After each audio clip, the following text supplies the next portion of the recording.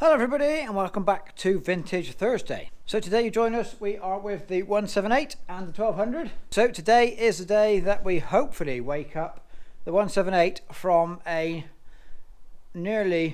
more than a 2.5 year sleep. Okay, so the baler, the 178 and the 1200 all came to live in this shed in September 2021. The 1200 has been out every year since, although not yet this year. It hasn't been started this year. The 178 hasn't moved an inch since that day in September 2021. The main reason for that is I just haven't needed to move it. Another significant reason for that, when we parked it up in that September, I take the batteries off. Nothing gets stored with the battery on.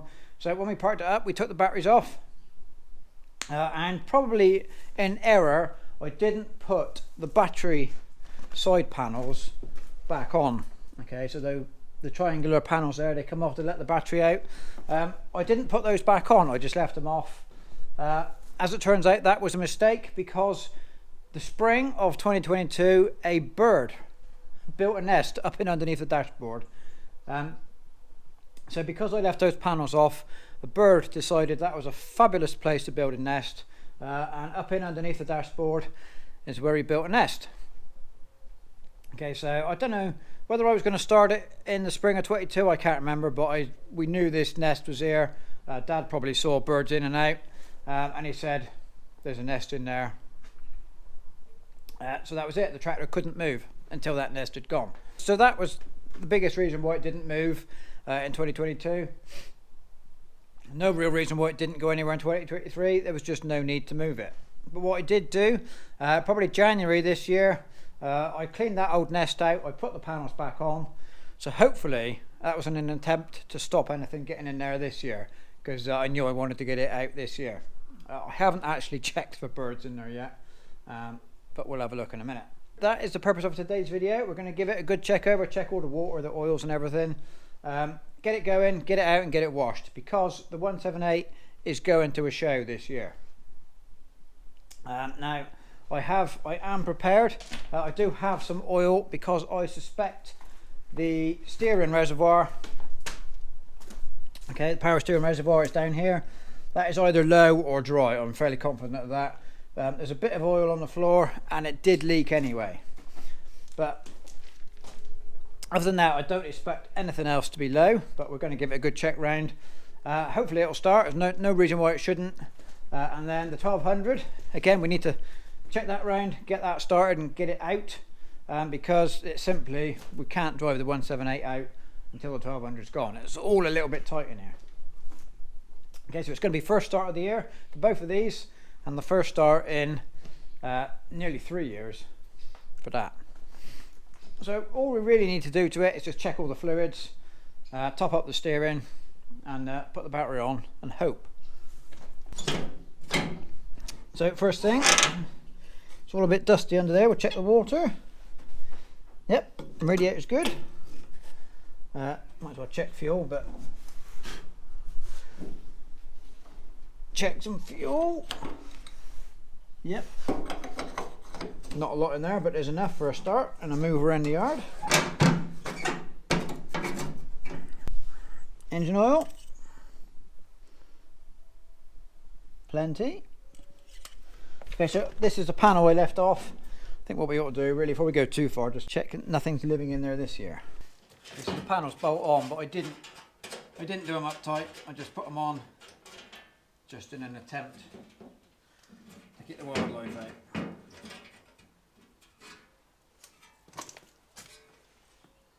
So that's all clear now. So what the nest was actually up in here somewhere, and I did pull out the worst of the bits of straw and the nesting materials that they used. Yeah, it's all clear this year, so that's good. I think what I'll probably do is leave these off while we wash it, so I can wash all this. Might even get the airline in there first, blow all this out, then put the panels on and give it a wash. Maybe that's a better idea. Can't actually remember, the battery will only come out one way.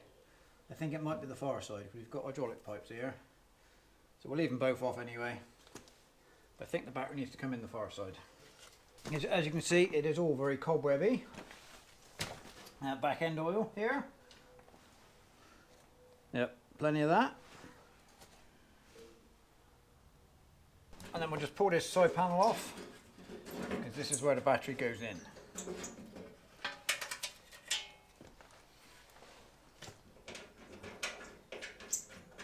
So what you see here is a loose wire. So this wire goes back to the mudguard lights. I made a start on wiring this back in probably 2017, and as yet have never finished it. So the battery cables need tidying up. We're going to fit a battery isolator to this, because if you saw last year on the 3095 video, we started fitting battery isolators to everything. So it's the turn of this one this year. We'll also get the lights finished. So that's a little project that's going to happen this year. Just get this thing a bit more close to finished, or close to how I want it. So that's another job that will be done during the summer. So right, we've got all fluids checked. What we do now, so this here is the level of the power steering oil. So there is a specific way you need to set the check the level in the steering oil, but to do that the engine needs to be running. Now I'm fairly sure the level is too low to run the engine, so we're going to put some in just to start it, and then we'll check it properly once the engine's running and we're out in a bit better light. Right, so what we'll do, we'll give the it's all a bit dusty, dirty down there. Give it a clean round.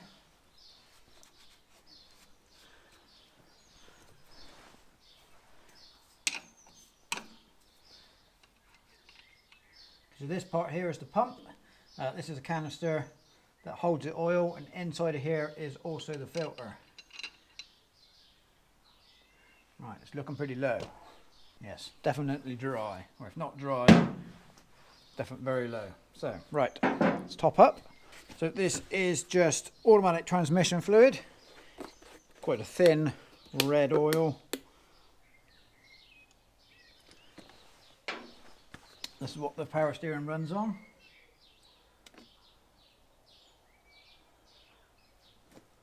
And the fill bung is also the level bung.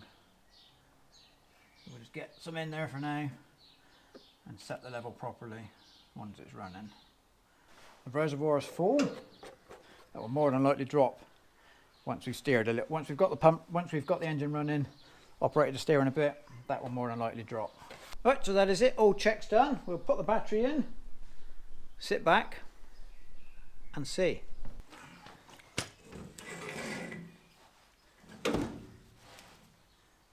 Oh, battery's too big. Might need to find a smaller battery. This will do for us. This will do to start. Right, well here we go. Let's find the key.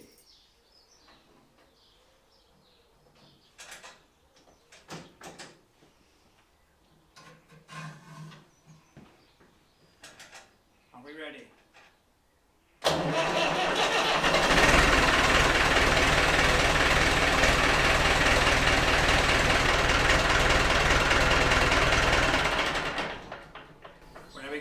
Much better than that.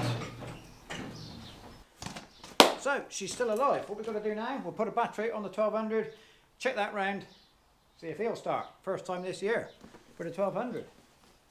She'll go fairly well. I was fairly confident that one would. Equally confident on this one.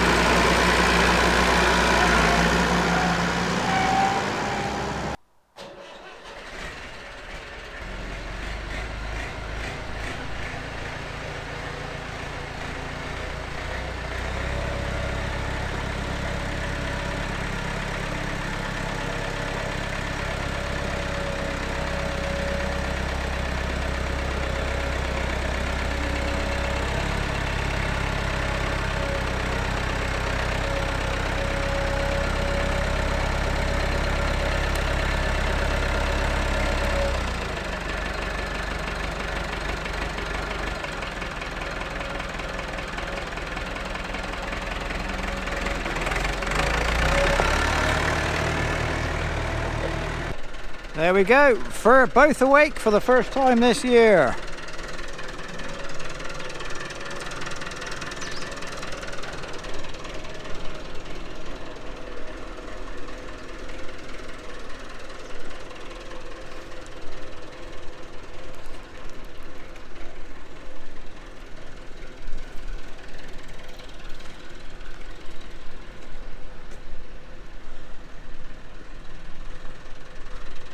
Not a bad looking pair.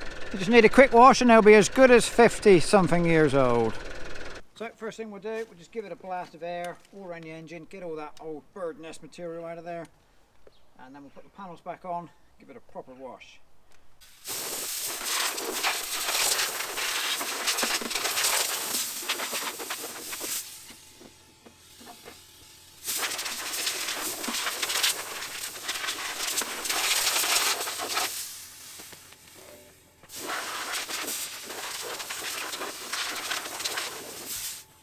That should be a bit cleaner up in there now. Got all those sticks and leaves and bits of bird's nest out. It's still a bit dusty, but we're not going to wash up in there. What we'll do, we'll swap this out for a smaller battery, because you can see it's a little bit too long. It's just sticking past where the panels is going to be. So put a smaller battery in there, panels on, then get a good steam clean, get all that dust, grease and grime, make it all pretty again, ready for the show. Right, here we are, time for its wash and scrub up, ready for the show. So we have, as best we can, put a bag on the seat, keep our cushion dry, but other than that, but now we are going to just foam it, wash it, clean it, see how it turns out. Just get all the dust off mostly. It's a little bit oily, it is oily, dirty around the engine, and dusty up on the panel work. So that'll all come off. Let's give it a spruce up.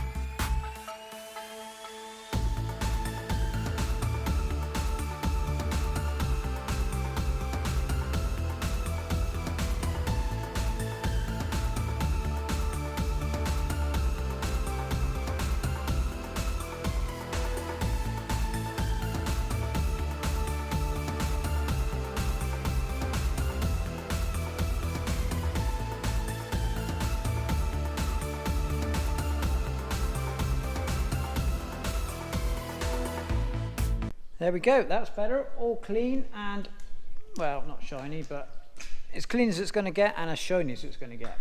So it is now getting quite late in the evening, we're going to lose daylight outside. We'll leave it overnight to dry off. We'll grease it round, mostly a lot of grease points on the front axle, a few grease points on the back end, and then we will finally set the level of our power steering oil. Okay, you probably can't see that down there, it's getting a bit dark. But there we go, then it is all ready for the show. So, right, let's leave it to dry off and we will see you in a minute. So here we are, nicely dried off now in the evening sun of the next day. So what we've got to do, so what we're going to do now, we're just going to grease everything round, check the axle front, check the oil level on the front axle. The main axle beam does leak a little bit. But when it was put away, the hubs were fine and they were dry when we got it out, so they should be okay. But the main axle beam will be low. Now, if you remember, just before we started it, we put some oil in the steering reservoir. That needs to be checked when it's running, so we will do that. And then there's just a few little bits and pieces of degrease on the back axle. So what we'll do first, we will do the steering oil. Okay, so like we said, this is the reservoir on the back pump here with the pipes going to it. So what we need to do to get that level set correctly, we need to set the engine running at 1200 RPM, and then we need to turn our steering one turn to the left. Okay, so I'll just explain that now while it's not running, because you'll be able to hear me.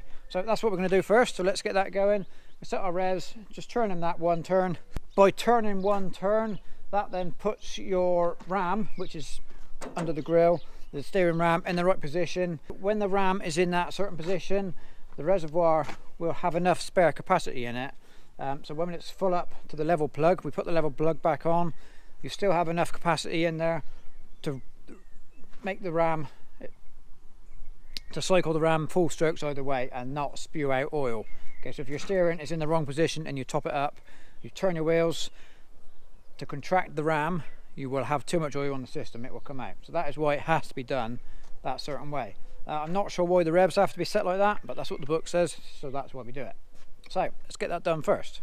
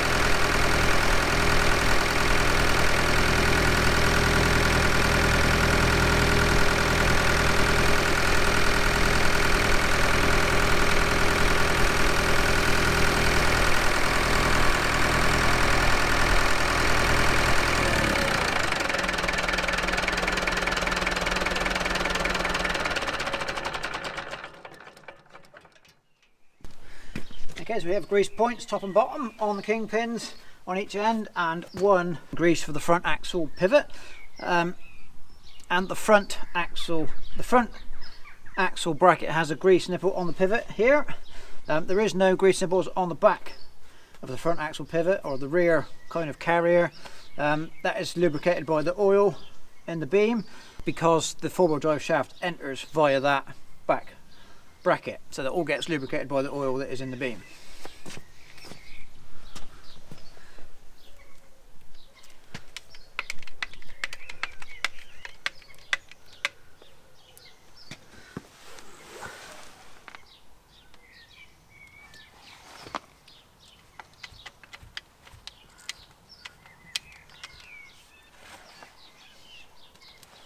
So it's a nice touch to have these greasable kingpins. Both of our modern ones, they don't have this. They took it away for some reason. The 43-45 has got it, but the most recent tractors we've got don't have greasable kingpins, which is not a good thing.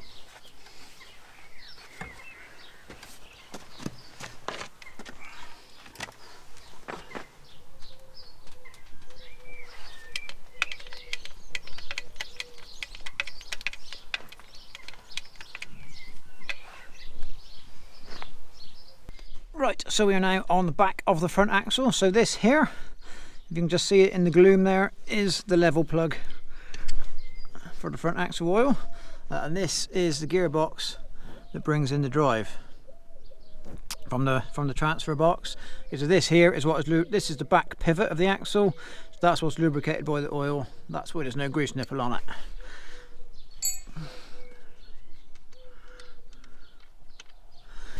So this is the easiest way I find to check the level. Just a nice flexible cable tie. We put it in.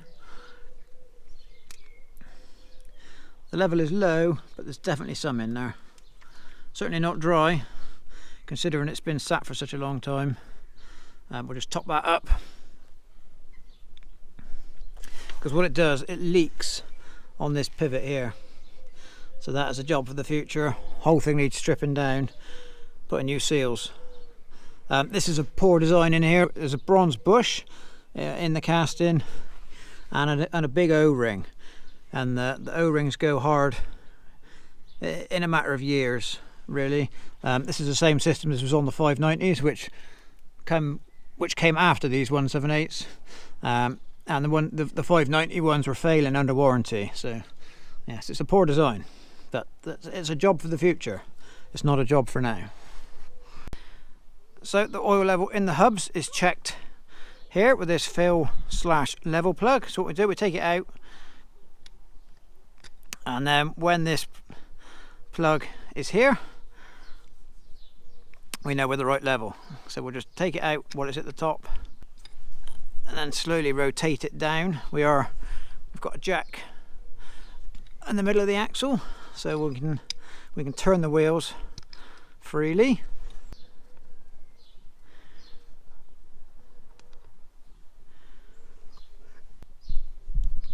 So we'll just gently rotate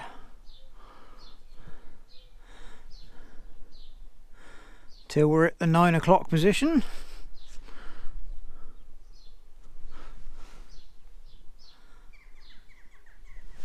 About there, and you can see it's not coming out, so we're a little bit low in that one. How far have we got to go around to find oil? A long way around. Oh, there he is. Okay, so there's some in there, but he is low, so we'll set the 9 o'clock position, take our oil can, pump in some gear oil until we're up to the right level. And there we go, that is it. We are finally show ready. After several hours of work, really pleased with how it's washed up. It's cleaned up nicely. It started first time within half a turn kind of thing. So yes, very pleased with that, especially after being sat for all that time. So it is ready for the show now. The show is this coming weekend, the 15th and 16th of June. Wessex Midsummer Vintage Show, I think it's called. We will be there. 178 will be there. Now also, it is going to have an implement on the back. It's no good to take a tractor to a show without something on the back. But we're not going to tell you today what is going on the back. You'll have to wait until next week, because it is an implement of the correct age for the 178.